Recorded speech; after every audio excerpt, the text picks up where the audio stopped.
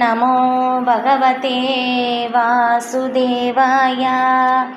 ஓம் நமோ பகவதே வாசுதேவாய. ஓம் நமோ பகவதே வாசுதேவாய. நாராயணம் நமஸ்கிருத்யா நரம் சைவ நரோத்தமம் தேவீம் சரஸ்வதிம் வியாசம் ததோ ஜயம் உதீரயேத். நிகமகல்பதரோர்கலிதம் ஃபலம் சுகமுகாதம்ருதத்ரவசம்யுதம் பிபத பாகவதம் ரசம் மாலயம் முகரகோ ரசிகா புவி பாவுகா. அஷ்டப்ராயேஷ்வவத்ரேஷு நித்யம் பாகவத சேவையா பகவதேருத்தமஸ்லோகே பக்திர்பவதி நைஷ்டிகே. முகம் கரோதி வாசாலம் பங்கும் லங்காயதே கிரிம் யத்கிருபாதம் அஹம் வந்தே ஸ்ரீகுரும் தீனதாரிணம் பரமானந்த மாதவம் ஸ்ரீசைத்தன்ய ஈஸ்வரம். கிருஷ்ணாய வாசுதேவாய தேவகி நந்தனாய ச நந்தகோபகுமாராய கோவிந்தாய நமோ நமக. நம ஓம் விஷ்ணுபாதாய கிருஷ்ணப்ரேஷ்டாய பூதலே ஸ்ரீமதே பக்திவேதாந்த स्वामिन् इति नामिने.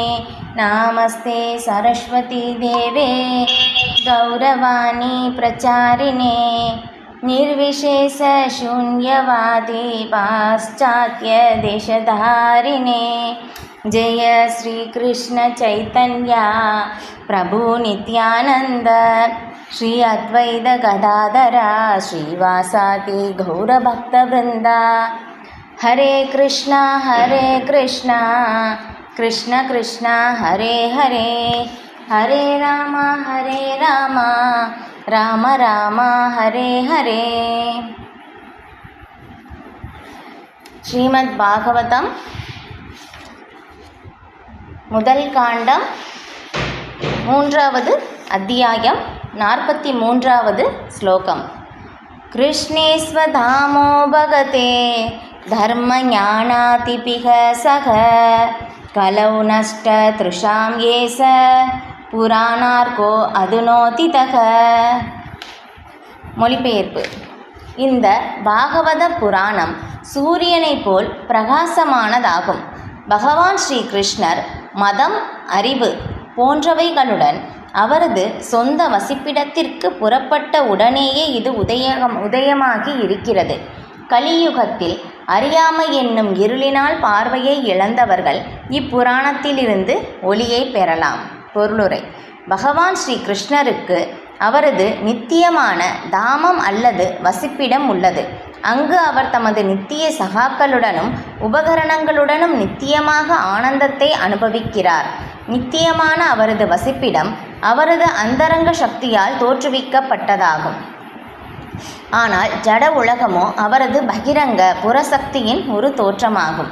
அவர் ஆத்மமாயா எனப்படும் அவரது அந்தரங்க சக்தியின் மூலமாக ஜட உலகிற்கு வருகிறார். தமது சுயசக்தியின் மூலமாக ஆத்மமாயா தாம் கீழிறங்கி வருவதாக பகவத்கீதையில் பகவான் கூறுகிறார். ஆகவே அவரது உருவம், பெயர், புகழ், உபகரணங்கள், வசிப்பிடம் முதலியவை பௌதீகத்தால் படைக்கப்பட்டவை அல்ல.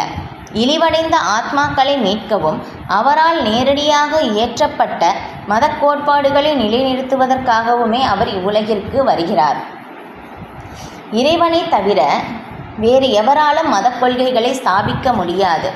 அவராலோ அல்லது அவரால் அதிகாரம் அளிக்கப்பட்ட பொருத்தமான ஒரு நபராலோ தான் மத கொள்கைகளை விதிக்க முடியும். உண்மையான மதம் என்பது பகவானையும் அவருடனான நமது உறவையும் இவ்வுறவினால் விளைந்த நமது கடமைகளையும் இந்த ஜட உடலை விட்ட பின் முடிவாக நாம் போய் சேர வேண்டிய இடத்தையும் அறிவதாகும். ஜடசக்தியின் சிக்கலில் கொண்டுள்ள பந்தப்பட்ட ஆத்மாக்கள் இக்கொள்கைகளை அறிவதே இல்லை. அவர்களில் பெரும்பான்மையினர் மிருகங்களைப் போல் உண்ணுதல், உறங்குதல், தற்காத்து கொள்ளுதல், மற்றும் உடலுறவு கொள்ளுதல் ஆகிய செயல்களிலேயே ஈடுபட்டுள்ளனர். மதம், அறிவு அல்லது முக்தி என்னும் போர்வையில் அவர்கள் பெரும்பாலும் புலன் நுகர்விலேயே ஈடுபட்டுள்ளனர். சண்டை சச்சரவுகள் நிறைந்த இக்கலியுகத்தில் அவர்கள் பெரும் குருடர்களாக இருக்கின்றனர். கலியுகத்தின் ஜனத்தொகை மினுமினுப்பு செய்யப்பட்ட மிருகத்தனம் கொண்டதாக மட்டுமே உள்ளது. தெய்வீகமான சமய வாழ்வுக்கும் அவர்களுக்கும் எந்த சம்பந்தமும் இல்லை. அவர்கள் பெரும் குருடர்களாக இருப்பதால் சூக்ஷ்மமான மனம், புத்தி அல்லது அகங்காரம் ஆகியவற்றிற்கு அப்பால் உள்ள எதையும் அவர்களால் காண முடியவில்லை. ஆனால் அவர்களது அறிவு, விஞ்ஞானம் மற்றும் பொருளாதார வளர்ச்சி ஆகிய முன்னேற்றங்களில் அவர்கள் மிகவும் பெருமை கொண்டுள்ளனர். வாழ்வின் இறுதி நோக்கத்தை பற்றிய அறிவை அவர்கள் முற்றிலும் இழந்து விட்டதால் தற்போதுள்ள உடலை விட்டு பிரிந்த உடனேயே ஒரு நாயாகவோ அல்லது பன்றியாகவோ பிறக்க வேண்டிய அபாயத்திற்கு அவர்கள் உள்ளாகி இருக்கின்றனர். முழுமுதற் கடவுளாகிய ஸ்ரீ கிருஷ்ணர் கலியுகம் ஆரம்பமாவதற்கு சற்று முன்புதான் நம் முன் தோன்றினார்.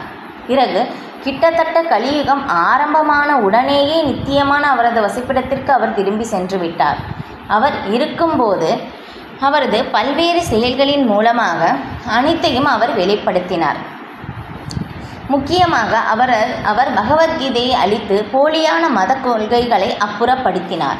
இவ்வுலகை விட்டு புறப்படுவதற்கு முன் நாரதரின் மூலமாக அவர் ஸ்ரீல வியாசதேவருக்கு சக்தியை அளித்து ஸ்ரீமத் பாகவதத்தின் செய்திகளை தொகுக்கும்படி செய்தார்.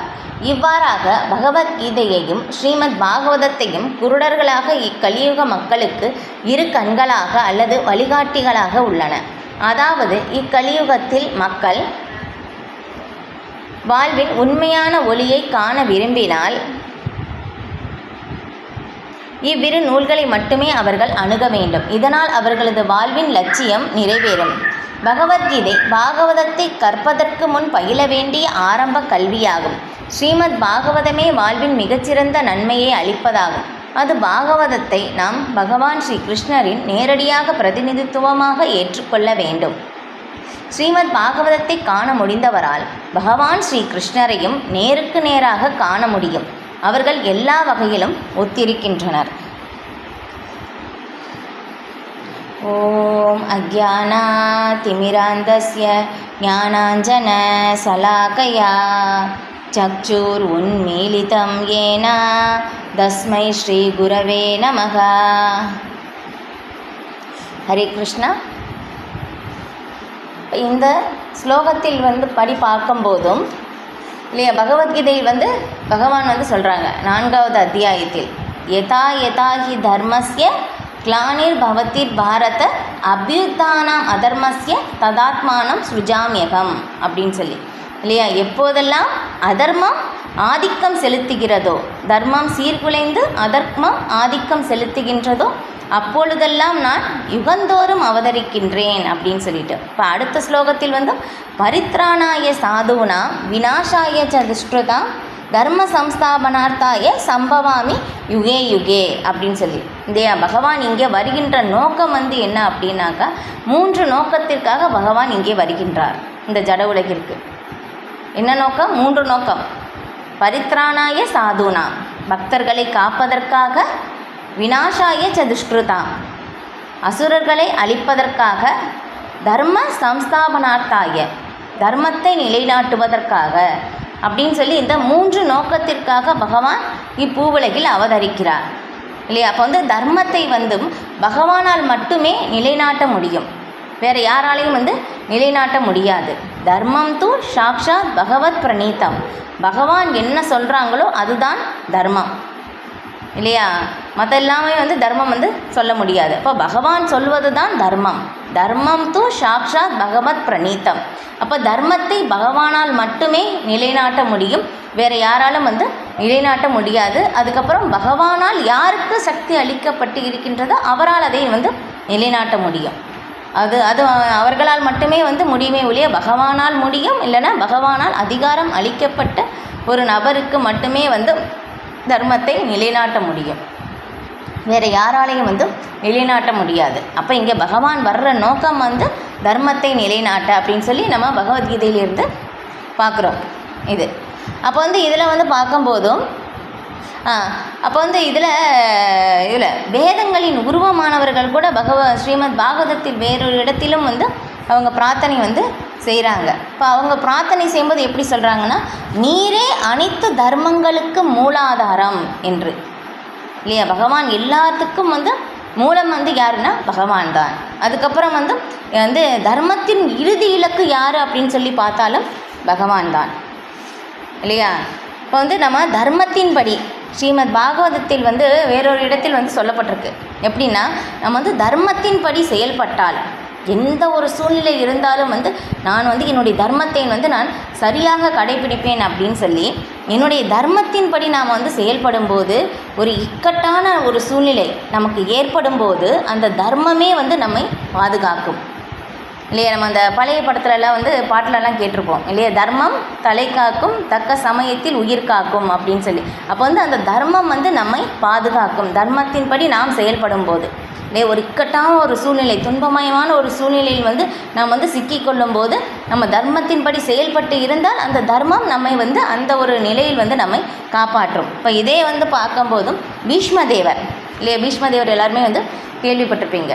அப்போ வந்து பீஷ்மதேவர் வந்து அம்பு படுக்கையில் வந்து இருக்கும்போது யுதிஷ்டிர மகாராஜா வந்து பார்க்க வர்றாங்க, பாண்டவர்கள் எல்லாருமே வர்றாங்க.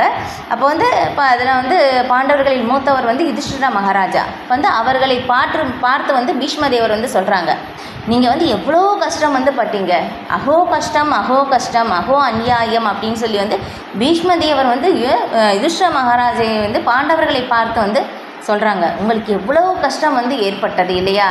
நான் சிறு வயதிலே வந்து தந்தையை வந்து நீங்கள் இழந்தீர்கள், இல்லையா? தாய் வந்து குந்தி தேவி வந்து விதவை வந்து ஆனாங்க. அதுக்கப்புறம் வந்து சாப்பிடும்போது அந்த உணவில் வந்து விஷத்தை வந்து வைத்தார்கள். அதுக்கப்புறம் வந்து அந்த குழந்தைகள் வந்து தூங்கிட்டு இருக்கும்போது அந்த இதில் அரக்கு மாளிகையில் வந்து தீ வைத்தார்கள். இந்த மாதிரி வந்து நிறைய கஷ்டம் வந்து இது எல்லாமே வந்து யுதிஷ்டிர மகாராஜா வந்து சொல்கிறாங்க. ஆனால் எல்லாமே இருந்தும் வந்து நீங்கள் காப்பாற்றப்பட்டீர்கள், இல்லையா? எப்படி? பிராமணர்களாலும் தர்மத்தினாலும் பகவானாலும் காப்பாற்றப்பட்டீர்கள் அப்படின்னு சொல்லி பீஷ்மதேவர் வந்து அங்கே சொல்கிறாங்க. ஏன்னா எவ்வளோ கஷ்டத்திற்கு மேலே கஷ்டம், இல்லையா? பகவானே அவர்களுடைய பாண்டவர்களுடைய அருகில் இருந்தாலும் அவங்களுக்கு இவ்வளோ கஷ்டம் வந்து வந்தது, இல்லையா? எப்படி வந்து அவங்களால் அந்த கஷ்டத்திலிருந்து எப்படி வெளியேற முடிந்தது, இல்லையா? அப்போ அதுக்கு வந்து இது பீஷ்மதேவர் வந்து சொல்கிறாங்க, நீங்கள் பிராமணர்களாலும் பகவானாலும் தர்மத்தினாலும் காப்பாற்றப்பட்டீர்கள் அப்படின்னு சொல்லி வந்து சொல்லப்பட்டிருக்கு. வந்து பீஷ்மதேவர் வந்து சொல்கிறாங்க. இப்போ இந்த ஸ்லோகத்தில் வந்து பார்க்கும்போது நைமிஷாரண்ய வனத்தில் வந்து முனிவர்கள் வந்து 6 கேள்விகள் வந்து சூத கோஸ்வாமியிடம் வந்து கேட்குறாங்க, இல்லையா? அப்படி தான் வந்து ஸ்ரீமத் பாகவதம் வந்து தொடங்குது. அப்போ வந்து 6வது கேள்வியாக இந்த 6வது கேள்விக்கான பதிலாக வந்து ஸ்ரீல சூத கோஸ்வாமி வந்து இந்த ஸ்லோகத்தை வந்து சொல்கிறார், இல்லையா? ஏன்னா இந்த பாகவத புராணம் சூரியனை போல் பிரகாசமானதாகும். பகவான் ஸ்ரீ கிருஷ்ணர் மதம், அறிவு போன்றவைகளுடன் அவரது சொந்த வசிப்பிடத்திற்கு புறப்பட்ட உடனேயே இது உதயமாகி இருக்கிறது. இது ஏன்னா பகவான் தர்மத்தின் இறுதி இலக்கு பகவான் தான், இல்லையா? தர்மஸ்வரூபி பகவான் தான், இல்லையா? தர்மத்தை பகவானால் மட்டுமே நிலைநாட்ட முடியும். அப்போ பகவான் இங்கே வருவது தர்மத்தை நிலைநாட்ட, இல்லையா? தர்மத்தின் இறுதி இலக்கு பகவான் தான். அப்போ வந்து பகவான் தான் தர்மத்தை வந்து நிலைநாட்டுகிறார் அப்படின்னு சொல்லும் போதும் அப்போ பகவான் இங்கே இருந்து ஆன்மீக உலகிற்கு, அவருடைய லோகத்திற்கு, உண்மையான இருப்பிடமாகி ஆன்மீக உலகிற்கு சென்று விட்டார். அப்போ பகவான் சென்ற பிறகு தர்மம் எங்கே அடைக்கலம் புகுந்தது அப்படின்னு சொல்லி வந்து கேட்குறாங்க முனிவர்கள். நைமிஷாரண்ய வனத்தில் முனிவர்கள் வந்து இந்த கேள்வியை வந்து கேட்குறாங்க. அதுக்கு சூத கோஸ்வாமி வந்து இந்த ஸ்லோகத்தை வந்து பதிலாக சொல்கிறார். என்னென்னா, பகவான் ஸ்ரீ கிருஷ்ணர் மதம், அறிவு போன்றவைகளுடன் அவரது சொந்த வசிப்பிடத்திற்கு புறப்பட்ட உடனேயே இது உதயமாகி இருக்கிறது, இல்லையா? அப்போ வந்து தர்மம் எங்கே அடைக்கலம் புகுந்தது? பகவான் வந்து போன பிறகு வந்து பகவான் அவருடைய சொந்த இருப்பிடமாகி ஆன்மீக உலகத்திற்கு சென்ற பிறகு தர்மம் எங்கே அடைக்கலம் புகுந்தது அப்படின்னு கேட்கும்போது அப்போ சூத கோஸ்வாமி வந்து இங்கே சொல்கிறாங்க, ஸ்ரீமத் பாகவதத்தில் தர்மம் அடைக்கலம் புகுந்தது, இல்லையா? அப்போ வந்து இங்கே எல்லா நிலையிலும் வந்து பார்க்கும்போதும் ஒரே ஒன்று மட்டும்தான் வந்து நமக்கு நிலைத்து இருக்குது. என்ன அப்படின்னு பார்த்தோம்னா உண்மைதான், இல்லையா? உண்மைதான் நிலைத்து இருக்கின்றது. இப்போ அந்த உண்மை என்ன அப்படின்னாக்கா ஸ்ரீமத் பாகவதம். ஸ்ரீமத் பாகவதத்தில் என்ன சொல்லப்பட்டிருக்கோ அது எல்லாமே உண்மை. இது ஏன்னா பகவான் சொன்ன பகவானுடைய இந்த தர்மத்தினுடைய சொல்கிறது சொரூபம் இல்லையா, பகவானுடைய ஒரு உருவம் தான். பகவான் இந்த கலியுகத்தில் வந்து இலக்கிய அவதாரமாக அவதரிக்கின்றார் இல்லையா. ஸ்ரீமத் பாகவதம் வந்து பகவானுடைய இலக்கிய அவதாரம் இது சொல்லப்பட்டிருக்கு. அப்போ வந்து இங்கே வந்து அடைக்கலம் புகுந்தது அப்படின்னு சொல்லி வந்து சொல்கிறாங்க இது. அப்போ வந்து கேட்குறாங்க, 3 பேர் வந்து இருக்காங்க இல்லையா, விஷ்ணுவிடம் இருந்து தான் பிரம்மா விஷ்ணு சிவன் அப்படின்னு சொல்லி 3 பேர் இருக்காங்க அப்படின்னு சொல்லும் போதும், அப்போ இந்த 3 பேரிடம் இருந்து தான் வந்து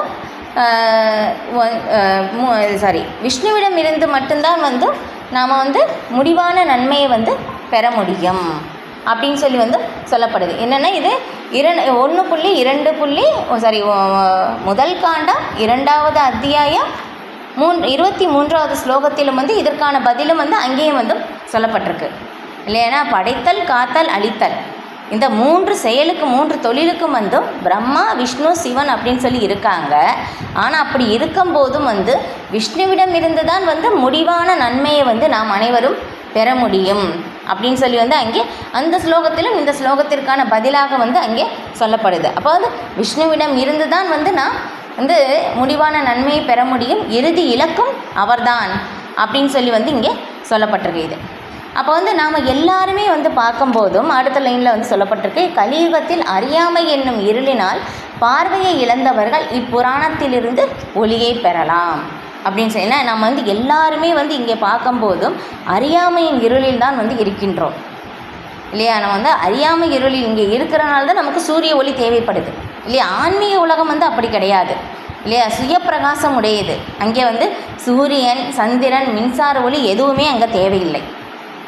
அங்கே எல்லாருமே வந்து பகவானுடைய தேஜஸிலிருந்து அந்த வருகின்ற அந்த ஒளியே வந்து சுயப்பிரகாசம் உடையதாக வந்து இருக்கின்றது. இங்கே நமக்கு அறியாமையில் வந்து இருக்கிறோம் அப்படின்னு சொல்கிறதுனால தான் நமக்கு இங்கே வந்து சூரிய ஒளி தேவைப்படுது. இல்லை அப்படின்னாக்கா நமக்கு தேவையில்லை இல்லையா. அப்போ வந்து நம்ம இந்த அறியாமை இருளிலிருந்து யார் வெளியே வரணும் அப்படின்னு சொல்லி நினைக்கிறாங்களோ கண்டிப்பாக இந்த ஸ்ரீமத் பாகவதம் வந்து நமக்கு ஞான ஒளியாக வந்து அமையும், ஒளியை பெறலாம் அப்படின்னு சொல்லி வந்து இங்கே சொல்லப்பட்டிருக்கு இது. இப்போ இங்கே சில பிரபுபாதர் வந்து விளக்குறாங்க இல்லையா, பகவானுடைய லோகம் இல்லையா வந்து சொல்கிறாங்க.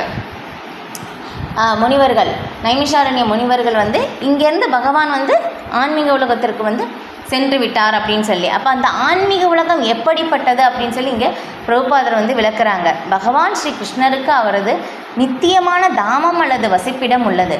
அவர் அங்கு தமது நித்திய சகாக்களுடனும் உபகரணங்களுடனும் நித்தியமான ஆனந்தத்தை அனுபவிக்கிறார்.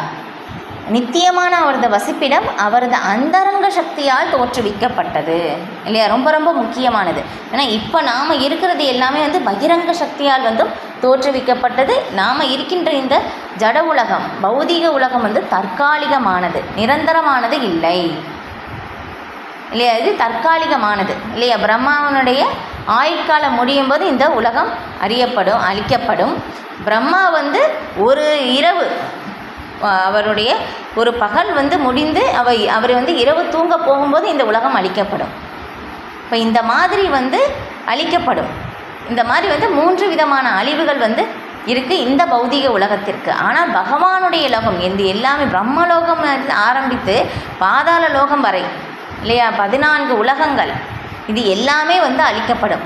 ஆனால் பகவானுடைய ஆன்மீக உலகம், வைகுண்ட லோகங்கள் என்றுமே நித்தியமாக இருப்பது, அது என்றுமே வந்து அழிவது இல்லை. அது எப்படி? அந்தரங்க சக்தியால் வந்து ஆனது, பகவானுடைய அந்தரங்க சக்தி.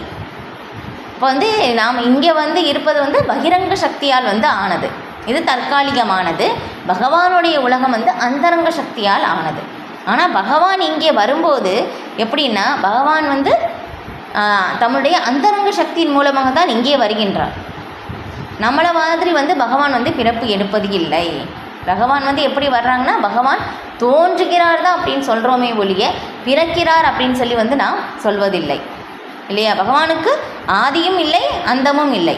நமக்கு வந்து தொடக்கம் இருந்தால் தான் முடிவு இருக்குது இல்லையா. நம்ம வந்து நம்மளுடைய புரிதலுக்கு வந்து அனுபவத்திற்கு வந்து அந்த ஒரு நிலை வந்து எப்படின்னா, நமக்கு வந்து தொடக்கம் இருந்தால் முடிவு இருக்கும், அதான் நம்ம பார்த்துருப்போம் இல்லையா. ஆனால் ஆன்மீக உலகம் பொறுத்தவரையிலும் தொடக்கமும் இல்லை, முடிவும் இல்லை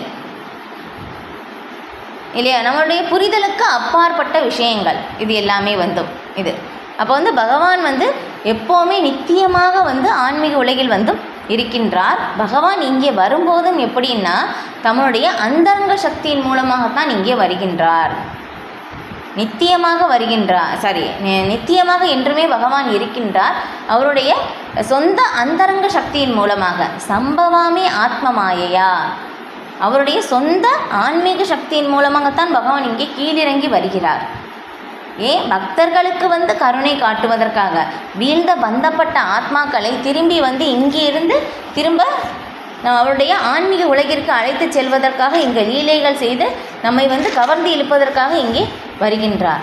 ஏன்னா வந்து பகவானுக்கு தெரியும் இங்கே ஜீவாத்மாக்கள் எதுவும் யாருமே வந்து இங்கே வந்து ஆனந்தமாக இருக்க முடியாது அப்படின்னு சொல்லி பகவானுக்கு தெரியும்.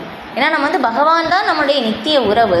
ஆனால் அந்த உறவை வந்து நாம் வந்து இங்கே விட்டுட்டு வந்துட்டோம். ஆனால் வந்து அதுக்கப்புறம் பகவானுடைய உறவையும் நாம் மறந்து விட்டோம். அதனால தான் நமக்கு வந்து இங்கே என்ன செயல் செய்தாலும் நமக்கு துன்பம் மட்டுமே வந்து இருக்குது, வேறு எதுவுமே வந்து நமக்கு கிடைக்கல. அப்போ வந்து பகவானுடைய உலகம் பற்றியும் வந்து பகவத்கீதையில் வந்து சொல்லப்பட்டிருக்கு. எப்படி தத் வாசயதே சூரியம் ந சசாங்க ந பாவகக எத்கத்வா நான் நிவர்தந்தே தத்தாம பரமம் மம அப்படின்னு சொல்லி பகவான் சொல்கிறாங்க. என்னுடைய வாசஸ்தலம் சூரியனாலும் சந்திரனாலும் மின்சாரத்தாலும் ஒளியூட்டப்படுவது இல்லை. அந்த உலகிற்கு வந்து நம்ம பகவானுடைய ஆன்மீக உலகிற்கு வந்து நம்ம வந்து போயிட்டோம் அப்படின்னாக்கா திரும்பி வந்து இங்கே வர தேவையில்லை இல்லையா? அப்போ அதுதான் இதுதான் வந்து என்னுடைய ஆன்மீக உலகம் அப்படின்னு சொல்லி பகவான் வந்து பகவத்கீதையில் வந்து அவருடைய லோகத்தை பற்றி வந்து சொல்கின்றார். ஏன்னா நம்மளுடைய நித்தியமான நிலை வந்து என்னென்னா நம்ம வந்து ஆனந்தமயோபியாசாத், எப்போவுமே நம்ம வந்து ஆனந்தமாக இருப்பது தான் நம்முடைய உண்மையான நிலை. ஆனால் வந்து என்னாச்சுன்னா நம்ம வந்து நம்முடைய உண்மையான இருப்பிடம் கூட ஆன்மீக உலகம்தான். ஆனால் அந்த ஆன்மீக உலகத்தை விட்டு நித்தியமான ஆனந்தத்தை விட்டு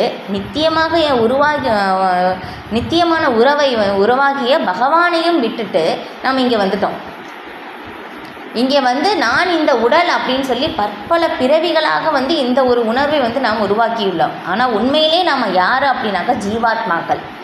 இந்த உடலுக்கும் நமக்கும் எந்த சம்பந்தமும் இல்லை. ஆனால் நம்ம வந்து மறந்துட்டோம். இதுதான் நம்முடைய துன்பத்திற்கு காரணம். பகவானை மறந்து தான் நமக்கு வந்து துன்பத்திற்கு காரணம் அப்படின்னு சொல்லி நம்ம வந்து அந்த ஆன்மீகத்தில் உயர்ந்த நிலையை அடையும் போது நம்மளால் வந்து புரிந்து கொள்ள முடியும். ஆனால் பகவானுக்கும் நமக்கும் மட்டும்தான் வந்து நித்திய உறவு இருக்குது. இப்போ அந்த உறவின் மூலமாக செய்யக்கூடிய செயல் மூலமாகத்தான் வந்து நமக்கு அந்த ஆத்மாவிற்கு பூரண ஆனந்தத்தையும் அளிக்க முடியும்.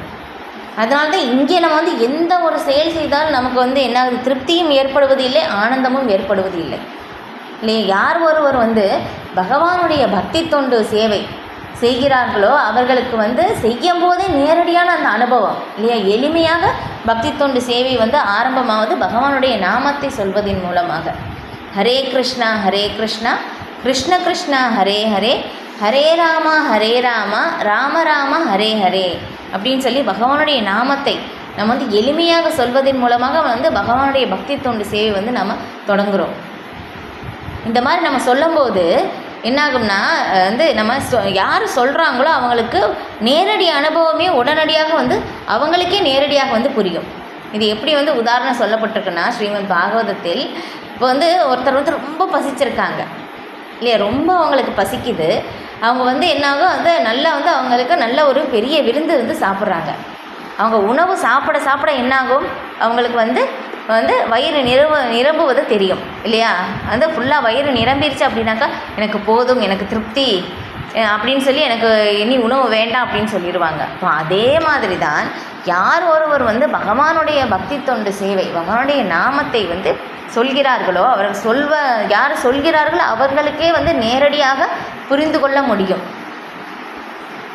எப்படி வந்து சாப்பிடும்போது வந்து பசித்திருப்பவன் வந்து உணவை சாப்பிடும்போது ஒவ்வொரு கவலம் உணவை வந்து எடுக்கும்போது என்னுடைய வயிறு வந்து நிரம்பி விட்டது இல்லையா, எனக்கு போதும் அப்படின்னு சொல்லி அந்த திருப்தி ஏற்படுதோ அந்த திருப்தியை வந்து பக்தி தொண்டு சேவை செய்வதன் மூலமாக வந்து அவர்களாலே நேரடி அனுபவத்தையும் வந்து உணர முடியும். இப்படி வந்து ஸ்ரீமத் பாகவதத்தில் வந்து சொல்லப்பட்டிருக்கு. செய்கின்ற அனைவருக்கும் அந்த அனுபவம் வந்து எல்லாருக்குமே வந்து ஏற்பட்டிருக்கு இது.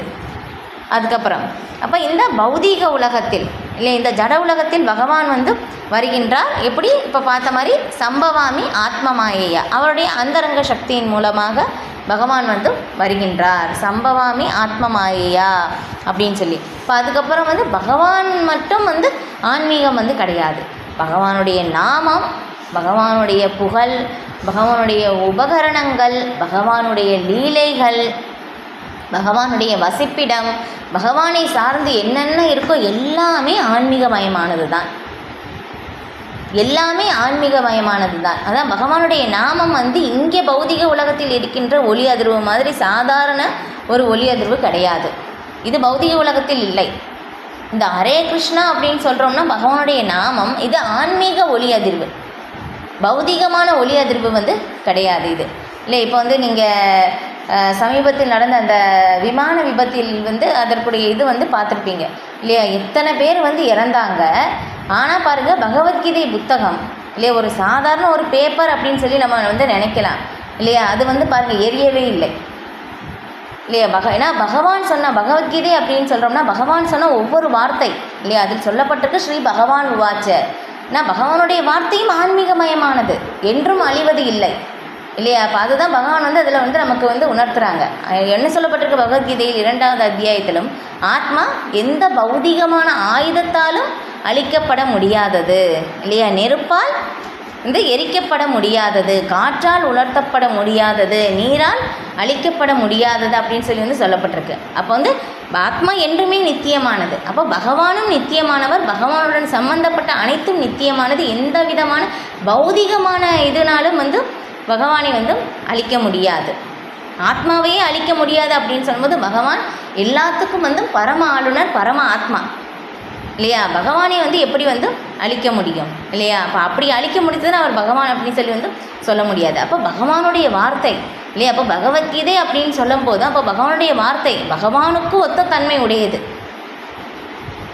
இல்லையா? பகவானுக்கு நிகரானது. பகவானுடைய நாமம், பகவானுடைய குணங்கள், பகவானுடைய இருப்பிடம், பகவானுடைய புகழ் எல்லாமே வந்து பகவானுக்கு வந்து ஒத்தத்தன்மை கொண்டவையாக வந்து இருக்கின்றது. எல்லாமே ஆன்மீகமயமானது, என்றுமே நிரந்தரமாக இருப்பது, என்றும் அழியாதது இல்லையா? அப்போ வந்து இப்போ முதல்ல பார்த்த மாதிரி தொடக்கமும் இல்லை, முடிவும் இல்லை இல்லை, எப்போவுமே நிரந்தரமாக இருப்பது.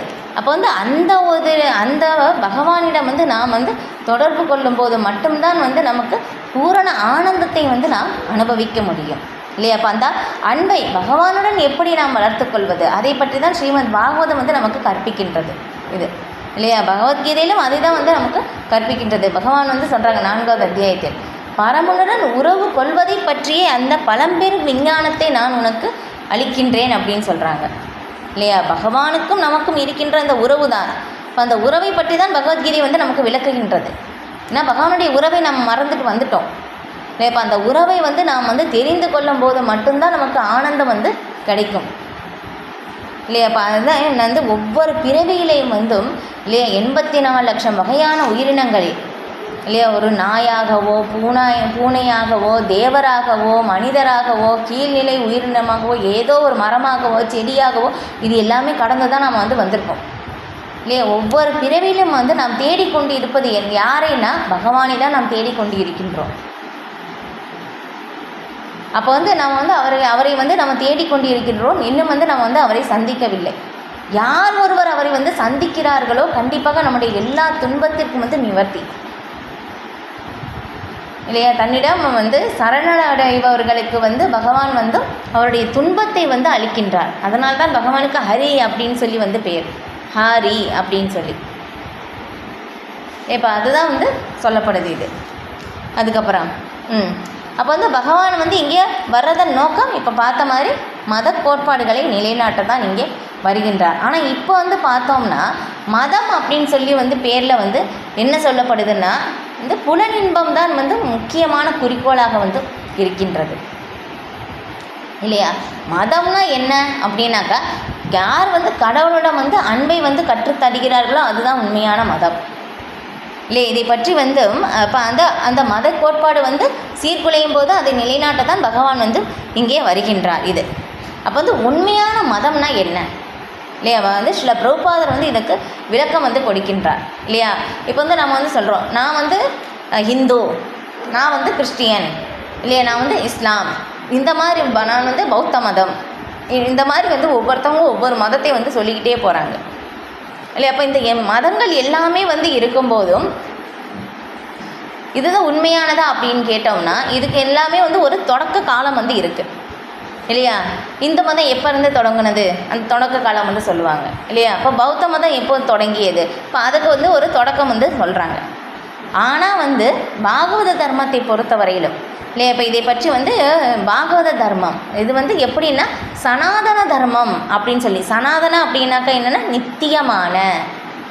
நித்தியமாக என்றும் இருப்பது தான் வந்து சனாதன தர்மம். இப்போ அதை பற்றி தான் ஸ்ரீமத் பாகவதம் வந்து விளக்குகின்றது. இப்போ இதை பற்றி வந்து ஸ்ரீபாத ராமானுஜாச்சாரியார் இந்த சனாதன தர்மத்தை பற்றி வந்து விளக்குகின்றார். எப்படின்னா ஆதியும் அந்தமும் இல்லாத இல்லையா பகவான், எப்படி பகவானுக்கும் ஆதியும் அந்தமும் இல்லை இல்லையா, பகவானுக்கு தொடக்கமும் இல்லை முடிவும் இல்லை, பகவான் வந்து எல்லையற்றவர். இப்போ அதே மாதிரி தான் சனாதன தர்மத்திற்கும் வந்து எல்லை இல்லை, தொடக்கமும் இல்லை முடிவும் இல்லை.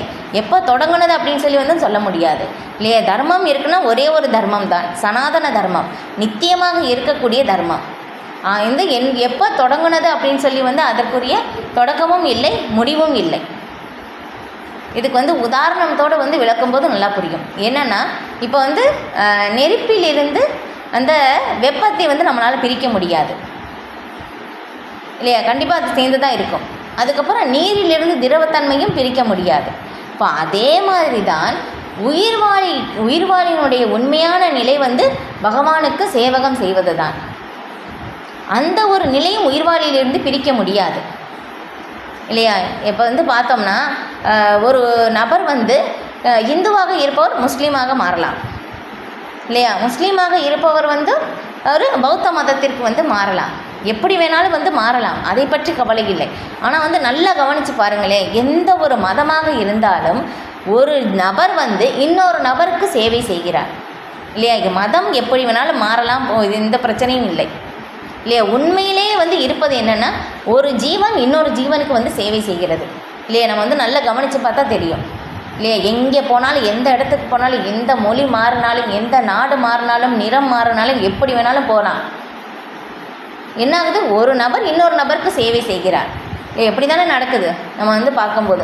இந்த மாதிரி யாருமே சேவை செய்கிறதுக்கு யாருமே கிடைக்கலைன்னா என்ன பண்ணுவாங்கன்னா ஒரு நாயையோ பூனையோ கொண்டு வந்து அதை வந்து வளர்க்குறாங்க, அவனுடைய அன்பை வந்து அதுக்கு வந்து செலுத்துகிறாங்க. ஆனால் இது எல்லாமே செஞ்சு என்ன ஆகும்னா நமக்கு வந்து திருப்தி ஏற்படலை இல்லையா? ஒரு சந்தோஷம் கிடைக்கல. நான் வந்து நமக்கே வந்து அந்த இது தெரியும் இல்லையா? வீட்லேயே நம்ம சொல்லுவோம், நான் உனக்கு வந்து எவ்வளோ செஞ்சேன் இல்லையா, ஆனால் வந்து எவ்வளோ செஞ்சு உனக்கு திருப்தியே ஏற்படலையா அப்படின்னு சொல்லி நம்ம சொல்லுவோம் இல்லையா? இந்த மாதிரி நம்ம சேவை செய்தும் நமக்கு அந்த ஆனந்தம் வந்து கிடைக்குதா அப்படின்னு கேட்டால் கிடைக்கல. ஏன்னா நம்மளுடைய நிலை வந்து அதுதான், சேவை செய்வது தான் நம்முடைய நிலை. ஆனால் அந்த ஒரு நிலை வந்து நாம் தவறான இடத்தில் வந்து செலுத்துகின்றோம். அதனால்தான் வந்து நமக்கு அந்த திருப்தி ஏற்படவில்லை. ஏன்னா நம்மளுடைய நிலை வந்து யாருன்னா நம்ம உண்மையிலே வந்து நம்ம ஜீவாத்மாக்கள், நான் இந்த உடல் அப்படின்னு சொல்லி அந்த ஒரு மனநிலையிலிருந்து செயல்படும் போது தான் நமக்கு நிரந்தரமான ஆனந்தம் வந்து கிடைப்பது இல்லை. ஏன்னா இந்த உடலே தற்காலிகமானது தான் இல்லையா? உடலே தற்காலிகமானது. அப்போ உடல் சார்ந்தது செய்வது எல்லாமே தற்காலிகமானது இல்லையா? நம்மளுடைய நிலை என்ன அப்படின்னாக்கா, இது வந்து சில சனாதன கோஸ்வாமி 6 கோஸ்வாமிகளிலிருந்து ஸ்ரீ சைத்தன்ய மகாபிரபுவுடைய முக்கிய 6 சீடர்களில் வந்து ஒருவர் வந்து ஸ்ரீ சனாதன கோஸ்வாமி. அவங்க வந்து ஸ்ரீ சைத்தன்ய மகாபிரபுடம் வந்து கேட்குறாங்க, என்னுடைய உண்மையான சொரூப நிலை என்ன, உயிர்வாழியினுடைய சொரூப நிலை பொதுவாக அவங்க கேட்குறாங்க, உயிர்வாழியினுடைய உண்மையான நிலை என்ன அப்படின்னு சொல்லி கேட்குறாங்க. வந்து உடனே சைத்தன்ய மகாபிரபு சொல்கிறாங்க, ஜீவேர ஸ்வரூபய கிருஷ்ணேர நித்தியதாச. உயிர்வாழியின் உண்மையான சொரூப நிலை வந்து பகவானுக்கு சேவகம் செய்வது தான் வந்து உண்மையான நிலை. இப்போ அந்த ஒரு நிலைக்கு வந்து செய்யும்போது மட்டும்தான் நமக்கு ஆனந்தம் கிடைக்கும் இல்லையா? நம்முடைய அன்பை வந்தும் வேறு ஒரு இடத்தில் வந்து நாம் வந்து அன்பை செலுத்துகின்றோம், அதனால் நமக்கு வந்து திருப்தி ஏற்படலை. ஆனால் நம்முடைய உண்மையான சேவை செய்ய அந்த மனப்பான்மையை வந்து பகவானிடம் நாம் திருப்பும் போது என்னாகும்னா உண்மையிலே நமக்கு பூரண ஆனந்தத்தை வந்து நாம் பெற முடியும் இல்லையா? அப்போ அதை பற்றி தான் ஸ்ரீமத் பாகவதம் வந்து விளக்குகின்றது. இப்போ அந்த இது இல்லையா, வந்து நம்ம வந்து சொல்லலாம், நான் வந்து இந்தியன், நான் வந்து அமெரிக்கன், நான் வந்து ஐரோப்பியன் இல்லையா, நான் இந்த ஜாதி, நான் அந்த ஜாதி, நான் வந்து ஒரு ஆண், நான் ஒரு பெண், இது ஆடு, இந்த மாதிரி நம்ம வந்து சொல்லலாம். ஆனால் இது எல்லாமே வந்து எப்படின்னா ஒரு வெளிப்புற அடையாளம் மட்டும்தான். இந்த உடலுக்கு தான் அடையாளமே ஒழிய ஆத்மாவுக்கு வந்து கிடையாது. உடல் தான் வேறுபடுது இல்லையா? அப்போ வந்து நம்ம இந்த பிறவியில் வந்து ஒரு இந்தியனாக வந்து பிறந்திருக்கோம் இல்லையா? முற்பிறவியில் எந்த உடலில் இருந்தோம் அப்படின்னு சொல்லி நமக்கு தெரியாது.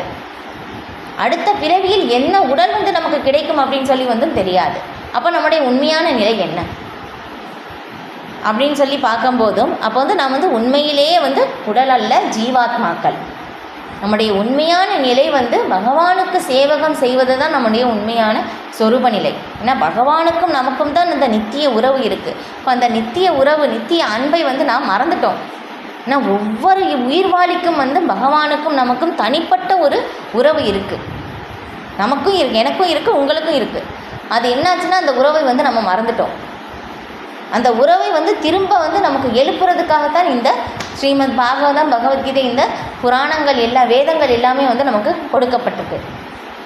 இப்போ இதை எல்லாமே வந்து நம்ம வந்து படித்து புரிந்து கொள்ளும் போது நாம் வந்து தெரிந்து கொள்ள முடியும் நம்முடைய உண்மையான நிலை என்ன, நாம் எதனால் வந்து துன்பப்படுகின்றோம், நான் ஏன் வந்து இங்கே வந்து கஷ்டப்படுகிறேன், இதுதான் என்னுடைய நிலையா இல்லையா, நாம் வந்து ஏன் இங்கே துன்பப்படுகின்றோம், இந்த துன்பத்திலிருந்து நான் வெளியே வருவதற்கான அந்த நிலை என்ன, நான் வந்து என்ன செய்ய வேண்டும், இந்த மாதிரி வந்து கேள்வி நமக்குள்ளேயே வந்து நம்ம வந்து எப்போ வந்து கேட்குறோமோ அப்போ தான் நம்முடைய மனித வாழ்வே தொடங்குகின்றதாமா. அதாதோ பிரம்ம ஜிக்யாசா, இந்த மாதிரி கேள்வி கேட்க வேண்டும் அப்படின்னு சொல்லி வந்து வேதங்கள் வந்து நமக்கு சொல்லுது. நான் எதற்காக இங்கே வந்தேன், நான் எதற்காக இந்த உலகிற்கு வந்து இருக்கின்றேன் இல்லையா, நான் வந்து பிறப்பதற்கு முன்பு எங்கே இருந்தேன், இறந்த பிறகு நான் எங்கே செல்வேன், நான் வந்து ஏன் இங்கே துன்பப்படுகின்றேன், எல்லாருமே வந்து துன்பப்படுகிறார்கள் இல்லையா, எல்லாருமே வந்து நம்மை சார்ந்தவர்களும் வந்து இதுக்கு முன்னாடி இருந்தவங்க கூட வந்து இறந்துட்டாங்க இல்லையா, நாங்களும் ஒரு நாள் இறப்போம், இனி பிறக்கப் போகிறவர்களும் ஒரு நாள் இறப்பார்கள், இதுதான் உண்மையான நிலையா, ஏன் இப்படி நடக்கின்றது, இதற்கான அந்த கேள்வி வந்து நமக்குள்ளேயே வந்து நம்ம எப்போ வந்து கேட்குறோமோ அப்போ தான் வந்து நமக்கு அந்த உண்மையான பதில் வந்து கிடைக்கும். அப்போ தான் நமக்கு வந்து என்னது மனித வாழ்வே தொடங்குகின்றதுன்னு சொல்லுது ஸ்ரீமத் பாகவதம். இப்போ இதுதான் வந்து சொல்லப்படுது இது. அப்போ வந்து இதில் பார்க்கும்போதும் சைத்தன்ய சரிதாமிரத்தில் வந்து இதை பற்றி வந்து விளக்கப்படுகின்றது இல்லையா. அப்போ வந்து பார்க்கும்போது உண்மையான மதம் அப்படின்னு சொல்லி பார்த்துட்ருக்கோம். இப்போ அந்த மாதிரி பார்க்கும்போதும் மூன்று விஷயங்கள் என்னென்னா சம்பந்தா, அபிதேய, பிரயோஜனா அப்படின்னு சொல்லிட்டு இல்லையா. பகவானுக்கும் நமக்கும் மட்டும்தான் வந்து நித்திய உறவு இருக்குது. சம்பந்தம் பகவானுக்கும் நமக்கும் மட்டும்தான் வந்து நித்திய உறவு சம்பந்தம் இருக்குது. அப்போ வந்து அந்த சம்பந்தத்தின் மூலமாக வந்து அந்த பகவானுக்கும் நமக்கும் இருக்கின்ற அந்த உறவை வளர்க்கக்கூடிய செயல் வந்து பகவானுக்கு செய்கின்ற பக்தி தொண்டு சேவை, அதுதான் அபிதேயா. அதுக்கப்புறம் வந்து பிரயோஜனம், அந்த பகவானுக்கு பக்தி தொண்டு சேவை நாம் வந்து செய்யும்போது என்ன ஆகும்னா நமக்கு வந்து அந்த உயர்ந்த இலக்காகிய முடிவான இலக்காகிய கிருஷ்ண பிரேமையை வந்து அடைய முடியும். இது இப்போ அந்த கிருஷ்ண பிரேமையை வந்து நம்ம அடைவதற்காக தான் சைத்தன்ய மகாபிரபு, ஏன்னா இங்கே சொல்லியிருக்கிற மாதிரி வந்து தர்மத்தை வந்து பகவானால் தான் நிலைநாட்ட முடியும். இப்போ அதே மாதிரி தான் பகவானுக்கான அந்த கிருஷ்ண பிரேமையை வந்து பகவானால் மட்டுமே அளிக்க முடியும். சாக்ஷாத் பகவான் ஸ்ரீ கிருஷ்ணரால் மட்டும்தான் அளிக்க முடியும். வேறு எந்த அவதாரங்களும் அளிக்க முடியாது, விஷ்ணுவால் கூட வந்து அளிக்க முடியாது. ஏன்னா பகவான் கிருஷ்ணரால் மட்டும்தான் வந்து அளிக்க முடியும். ஏன்னா அவர் தான் வந்து பூரணமாக ரசத்தை அனுபவிப்பவர். இப்போ அதனால் வந்து பகவான் ஸ்ரீ கிருஷ்ணரே வந்து சைத்தன்ய மகாபிரபுவாக இந்த கலியுகத்தில் நேரடியாக வந்து பகவான் அப்படின்னு சொல்லி வந்து தம்மை வெளிப்படுத்தவில்லை. தூய பக்தர்களாக இருக்கிறவர்களுக்கு மட்டும்தான் வந்து தெரியும் ஸ்ரீ சைத்தன்ய மகாபிரபு வந்து சாக்ஷாத் பகவான் ஸ்ரீ கிருஷ்ணர் அப்படின்னு சொல்லி. இப்போ வந்து பக்த ரூபமாக வந்து நமக்கு வந்து அவதரித்து ரொம்ப காருண்ய அவதாரம். ஏன்னா கிருஷ்ண பிரேமையை அனைவருக்குமே இலவசமாக விநியோகம் செய்தார். யார் ஒருவர் வந்து இந்த ஹரே கிருஷ்ணா கிருஷ்ண கிருஷ்ண ஹரே ஹரே, ஹரே ராம ராம ராம ஹரே ஹரே அப்படின்னு சொல்லி இந்த பகவானுடைய புனித நாமத்தை யார் ஒருவர் வந்து உச்சரிக்கிறார்களோ அவர்களுக்கு வந்து கிருஷ்ண பிரேமையை வந்து அடைவது நிச்சயம் அப்படின்னு சொல்லிட்டு நாமத்தை சொன்னாலே போதும். ஏன்னா எல்லாராலையும் வந்து வேதங்கள் வந்து படிக்க முடியாது, படித்தாலும் புரிந்து கொள்ளவும் முடியாது. அதனால் பகவான் வந்து என்ன பண்ணாங்க, ரொம்ப காருண்யமாக நாங்கள் இந்த கலியுக நிலை அவ்வளோ மோசமான ஒரு நிலையில் வந்து இருக்கிறனால வந்து ஹரே கிருஷ்ணா மகாமந்திரம் சொன்னாலே போதும், எல்லாருக்குமே வந்து என்ன ஆகும்னா கிருஷ்ண பிரேமி வந்து கிடைக்கும் அப்படின்னு சொல்லி வந்து சொல்லப்பட்டிருக்கு. இப்போ சைத்தன்ய மகாபிரபு அவ்வளோ காருண்ய அவதாரம் இது. ஏன்னா வந்து நமக்கு வந்து பகவான் வந்து பகவத்கீதையில் வந்து எப்படி சொல்லியிருக்காங்கன்னா, கடைசியில் வந்து பகவத்கீதையுடைய சாரமாக என்ன சொல்லப்பட்டிருக்குன்னா, சர்வதர்மான் பரித்தியஜ்ய மாமேகம் சரணம் ரஜக அகம் துவாம் சர்வ பாபேபியோ மோக்ஷயிஷ்யாமி மாசுச்சக அப்படின்னு சொல்லி, எல்லா விதமான தர்மங்களையும் துறந்து என்னிடம் மட்டுமே சரணடைவாயாக, உன்னை நான் எல்லா பாப விளைவுகளிலிருந்தும் விடுவிக்கின்றேன், பயப்படாதே அப்படின்னு சொல்லிட்டாங்க இல்லையா. பகவான் வந்து சரண்டர் பண்ணு இல்லையா, சரணாகதி பண்ண, நான் வந்து விடுவிக்கின்றேன் அப்படின்னு வந்து பகவான் வந்து சொல்லிட்டாங்க. இது இப்போ இதே வந்து பார்க்கும்போதும் இல்லையா, நீங்கள் திருப்பதி இல்லையா, திருப்பதி வெங்கடாச்சலபதி பார்த்துருப்பீங்க இல்லையா, பாலாஜி. இப்போ வந்து அவங்கள பார்த்தோம்னா அவங்க வந்து நிற்கிறதே வந்து பார்க்கும்போது எப்படி இருக்கும் இல்லையா, ஒரு கை வந்து மேலே இருக்கும், ஒரு கை வந்து கீழ் நோக்கி இருக்கும் இல்லையா. ஏன்னா பகவான் வந்து நிற்கிற ஒவ்வொரு பொசிஷனும் வந்து பார்க்கும்போதும் நமக்கு வந்து அந்த சரணாகதியை தான் வந்து காட்டுது இல்லையா. பகவான் வந்து ஒரு கை வந்து கீழ் நோக்கி இருப்பது வந்து என்னிடம் வந்து நீ சரணடை அப்படின்னு சொல்லி பகவான் வந்து காட்டுற மாதிரி தான் அங்கே நிற்கிறாங்க. இப்போ கௌரங்க மகாபிரபு வந்து 2 கையையும் தூக்கிட்டு வந்து நிற்கிற மாதிரி தான் அங்கே வந்து இருப்பாங்க. அதுக்கப்புறம் பஞ்சதத்வா பக்கத்திலே இருப்பாங்க. இப்போ அவங்களும் வந்து எப்படின்னா சைத்தன்ய மகாபிரபுடைய பாதத்தில் வந்து சரணடைகிற மாதிரி தான் அவங்க வந்து நிற்கிறாங்க. எப்போ சரணாகதி இப்போ வந்து 2 கையையும் தூக்கி வந்து சொல்வது எப்படின்னாக்கா அதுவும் ஒரு சரணாகதி. எப்படின்னா, எனக்கு ஆரம்பத்தில் நான் வந்து ஆன்மீகத்தில் வந்து புதிதாக வரும்போது எனக்கு எல்லாருமே வந்து ரொம்ப ஆச்சரியம். ஏன்னா ஹரே கிருஷ்ணா அப்படின்னு சொல்லும்போது என்ன எல்லாருமே 2 கையை தூக்கிடுறாங்க. என்னடா எதுக்காக இந்த மாதிரி தூக்குறாங்க அப்படின்னு சொல்லி எனக்கு தெரியலை. அப்போ வந்து நான் ஒரு மூத்த பக்தர்கிட்ட வந்து நான் கேட்டேன், எதுக்காக எல்லாருமே வந்து ஹரே கிருஷ்ணான்னு சொன்னால் ஏன் கை தூக்குறாங்க அப்படின்னு சொல்லி கேட்கும்போது அவங்க சொன்னாங்க, நல்ல கேள்வி கேட்டீங்க அப்படின்னு சொல்லிட்டு. என்னென்னா, இப்போ வந்து ஒரு குற்றவாளி இல்லையா, ஒரு திருடர் வந்து ஒரு காவலாளிகிட்ட வந்து மாட்டிக்கிட்டாங்கன்னா இல்லையா, அப்போ வந்து அந்த திருடர் வந்து என்ன பண்ணுவார், வந்து போலீஸ் வந்து அவங்க வந்து சுற்றக்கூடாது அப்படின்னு சொல்லிட்டு அவங்க என்ன பண்ணுவாங்க, 2 கையும் தூக்குவாங்க. 2 கையும் தூக்கிட்டாங்கன்னா என்னாகும், அவங்க சரண்டர் பண்ணிட்டாங்க, அவங்கள வந்து எதுவுமே வந்து பண்ணக்கூடாது, சுடக்கூடாது அப்படின்னு சொல்லிட்டு. இப்போ அதே மாதிரி தானாம்மா நம்ம வந்து 2 கையும் தூக்கணும் அப்படின்னு தூக்கி பகவானுடைய நாமத்தை வந்து சொல்லும்போது நான் வந்து பகவானை சரணாகதி அடைகிறோம் அப்படின்னு வந்து இங்கே சொல்லப்படுகிறது. இப்போ அதே மாதிரி தான் நமக்கு வந்து அது வந்து பகவான் வந்து பகவத்கீதையில் வந்து சாரமாக சொல்லிட்டாங்க. ஆனால் எப்படி சரணாகதி பண்ணணும் அப்படின்னு சொல்லி நமக்கு தெரியலை. இப்போ அதனால் வந்து பகவான் வந்து என்ன பண்ணாங்கன்னா, கலியுகத்தின் இறுதியில் தான், கலியுகம் தொடங்குறதுக்கு முன்னாடி தான் வந்து பகவான் வந்து துவாபர யுகத்தில் வந்து இது பகவத்கீதையை வந்து நமக்கு போதித்தார். அதுக்கப்புறம் கலியுகம் தொடங்கி கொஞ்சம் வருடத்திலேயே வந்து பகவான் வந்து சைத்தன்ய மகாபிரபுவாக திரும்பி வந்துட்டாங்க. ஏன்னா பகவானுடைய நாமத்தை வந்து நமக்கு கொடுப்பதற்காக. எப்படி இந்த சரணாகதி செய்யணும் அப்படின்னு சொல்லி நமக்கு தெரியலை. இப்போ வந்து நம்முடைய நடைமுறை வாழ்க்கையிலே வாழ்ந்து காட்டுவதற்காக பகவானே வந்து சைத்தன்ய மகாபிரபுவாக, அதுவும் பக்தராக ஒரு பக்தராக வந்து எப்படி வாழ வேண்டும் அப்படின்னு சொல்லி நடைமுறையிலே நமக்கு வந்து கற்றுக் கொடுத்தார். ஏன்னா பகவானுடைய அன்பை நாம் எப்படி வளர்த்து கொள்வது அப்படின்னு சொல்லி வந்து சைத்தன்ய மகாபிரபு வந்து நமக்கு கற்றுக் கொடுத்தார். சைத்தன்ய சரிதாமிருதம், சைத்தன்ய சரிதம் அமிர்தம் இல்லையா. பகவானுடைய வாழ்க்கை வரலாறு வந்து அமிர்தம். ஏன்னா எல்லாருக்கும் கதை கேட்க ரொம்ப பிடிக்கும் இல்லையா. ஆனால் வந்து நித்தியமாக இருக்கின்ற நம்ம வந்து பகவானுடைய லீலைகள் வந்து கேட்கும்போது என்ன ஆகும்னா நமக்கு அந்த ஆனந்தம் வந்து கிடைக்கும். ஏன்னா பகவான் எப்போவுமே நித்தியமாக இருக்கின்றார் இல்லையா, நித்தியமாக செயல்படுகின்றார். ஏன்னா பகவானுடைய லீலைகள் கேட்கும்போது நம்ம வந்து அந்த லீலை கூட நாம் தொடர்பு கொள்கின்றோம், அந்த லீலைக்குள்ளே நாம் வந்து இருக்கின்றோம் இல்லையா. இப்போ வந்து பார்க்கும்போது ஒரு வந்து எத்தனையோ வந்து நம்ம வந்து பேப்பர் வந்து பார்க்குறோம் இல்லையா, எத்தனை பேர் எவ்வளோ புத்தகங்கள் எவ்வளோ இருக்குது இல்லையா.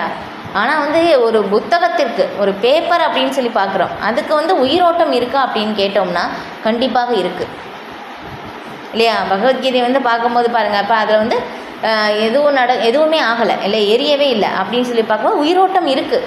ஆனால் பகவான் இருக்கின்றார், பகவானுடைய வார்த்தைக்கும் வந்து உயிரோட்டம் வந்து இருக்குது. இப்போ சைத்தன்ய சரிதம் அமிர்தம், பகவானுடைய லீலைகள் எல்லாமே சைத்தன்ய மகாபிரபுடைய லீலைகள் வந்து அதில் சொல்லப்பட்டிருக்கு.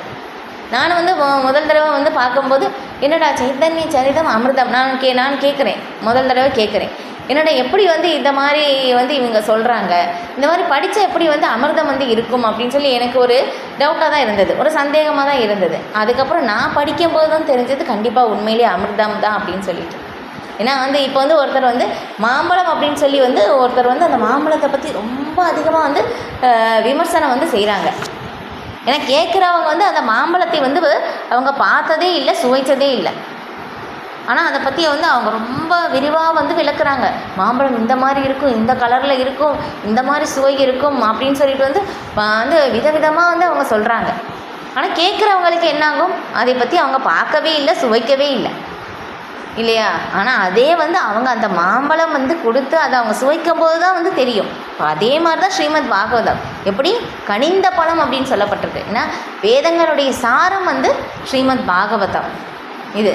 இப்போ வேதங்களுடைய கனிந்த பழம் தான் வந்து இந்த ஸ்ரீமத் பாகவதம். இப்போ இந்த பழம் வந்து நான் சுவைச்சிட்டேன். இப்போ இதே தான் வந்து நான் உங்களுக்கு வந்து சொல்கிறேன் இல்லையா. இப்போ வந்து நீ இதை வந்து இங்கே கேட்குறீங்க, இதனுடைய அறிமுகம் வந்து உங்களுக்கு தெரியுது. ஓ, மாம்பழம் அப்படின்னு சொல்லி ஒரு பழம் இருக்கா, இப்போ இந்த பழம் இவ்வளோ சுவையாக இருக்கா அப்படின்னு சொல்லி வந்து தெரிந்து நாமளும் அந்த பழத்தை வந்து வாங்கலாம், அதை வந்து நாமளும் சுவைக்கலாம் அப்படின்னு சொல்லி வந்து தோணும்போது, அப்போ நீங்களும் இதை வந்து ஸ்ரீமத் பாகவதத்தை வந்து பற்றி கேட்டு நீங்களும் வந்து படிக்கும்போது தான் வந்து புரிந்து கொள்ள முடியும் இந்த சுவை எப்படிப்பட்டது அப்படின்னு சொல்லிட்டு இல்லையா. இப்போ வந்து எப்படி சொல்லணும்னா, இதில் வேடிக்கையாக வந்து இதில் பகவத்கீதையில் வந்து அந்த உதாரணம் வந்து சொல்லப்பட்டிருக்கு. எப்படின்னா, ஒரு தேன் பாட்டில் இருக்குது இல்லையா. தேன் பாட்டில் தேன் வந்து எப்படி இருக்கும், ரொம்ப இனிப்பாக இருக்கும் இல்லையா. ஆனால் அந்த தேன் பாட்டில் வெளியிலே இருந்து பார்த்து, ஓ தேன் நல்லா இருக்கும், இனிப்பாக இருக்கும் அப்படின்னு சொன்னோம்னா நமக்கு அந்த இனிப்பின் சுவை தெரியாது இல்லையா. அப்போ அந்த தேன் பாட்டிலை வந்து திறந்து தேனை சாப்பிடும்போது தான் வந்து அந்த தேனுடைய சுவை வந்து அனுபவிக்க முடியும். இப்போ அதே மாதிரி தான் இப்போ இந்த ஸ்ரீமத் பாகவதம் பகவத்கீதை எல்லாமே வந்து நம்ம வந்து அதில் உள்ள இருப்பதை வந்து நாம் வந்து கிரகித்து படிக்கும்போது தான் அந்த சுவையை வந்து நாம் அனுபவிக்க முடியும் அப்படின்னு வந்து இங்கே சொல்லப்பட்டிருக்கு. இது இப்போ பார்த்த மாதிரி இந்த சனாதன தர்மம், நித்தியமான தர்மம் வந்து பார்த்தோம் இல்லையா. இப்போ வந்து எல்லா உயிரினங்களுக்கும் உரித்தான கடமை வந்து பார்த்தோம்னா பகவானுக்கு வந்து சேவை செய்வது தான் அப்படின்னு சொல்லிட்டோம். இது இப்போ வந்து இது என்ன சொல்கிறது, சனாதனம் இல்லாத நித்தியமானது இல்லாத அந்த மத நம்பிக்கைக்கு வந்து ஏதோ ஒரு தொடக்கமும் இருக்குது இல்லையா. இப்போ வந்து பார்த்தோம் இல்லையா, இந்து மதம் இப்போ வந்து தொடங்கினது அப்படின்னு சொன்னா இந்து அப்படின்னு சொல்லி வந்து கிடையாதாமா. இதை பற்றி வந்து ஸ்ரீமத் பாகவதத்திலையும் வந்து விளக்கப்பட்டிருக்கு. ஹிந்து அப்படின்னு சொல்லி அந்த பேரே வந்து கிடையாதாமா. வேற யாரோ ஒரு பேர் தான் வந்து சொல்லப்பட்டிருக்கு. அது என்ன பேருன்னு ஞாபகம் இல்லை. இப்போ அதுக்கு வந்து ஒரு நதி அப்படின்னு சொல்லி இருக்காமா. இப்போ அந்த நதியினுடைய பேர் தான் அது. அந்த நதி பேர் வந்து மாற்றி மாற்றி வந்து சொல்லி பேச்சு வழக்கில் ஹிந்து அப்படின்னு சொல்லி ஆயிடுச்சாமா. ஆக்சுவலாக ஹிந்து அப்படின்னு சொல்லி அந்த பேரே வந்து கிடையாது. இப்போ உண்மையிலேயே இருக்கிறது ஒரே ஒரு மதம் தான், என்னென்னா சனாதன தர்மம்.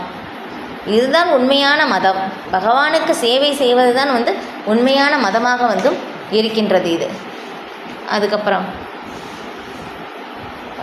ஓகே. அப்போ வந்து இங்கே பார்க்கும்போதும் மதம் என்னும் போர்வையில் இங்கே புலனுகர்வு தான் வந்து செய்யப்படுகிறது அப்படின்னு சொல்லி வந்து பார்த்தோம் இல்லையா. அப்போ வந்து மெயினாக வந்து பார்க்கும்போது என்னென்னா, மிருகங்களுக்கும் நமக்கும் வந்து 4 விஷயங்கள் ஒரே மாதிரி தான் இருக்குது.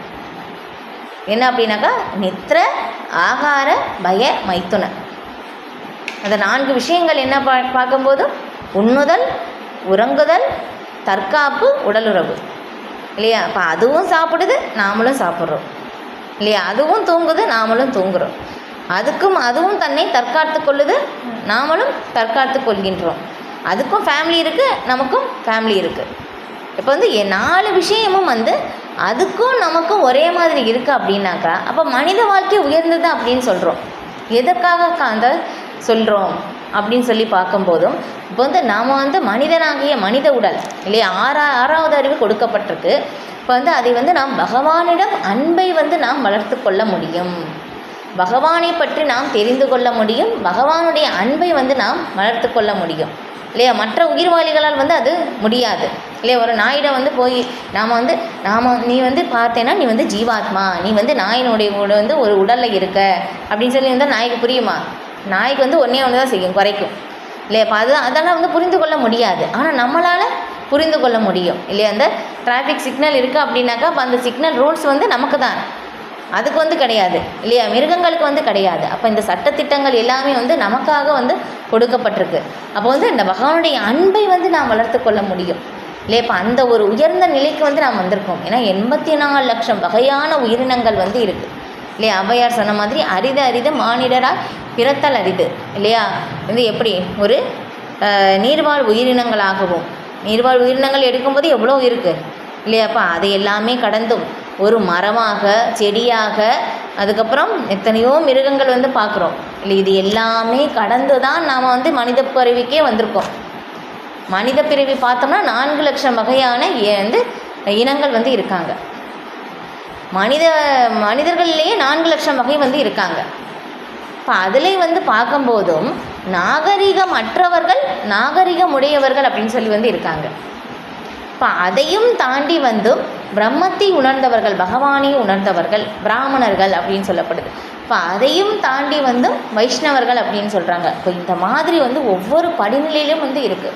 4 லட்சம் வகையான மனிதர்களையும் நம்ம தாண்டி கடவுளையே வந்து நம்ம கேட்கக்கூடிய ஒரு வாய்ப்பு நமக்கு கிடைச்சிருக்கு அப்படின்னாக்கா நம்ம வந்து அந்த உயர்ந்த நிலைக்கு, உயர்ந்த படிநிலைக்கு வந்து நம்ம வந்துட்டோம்.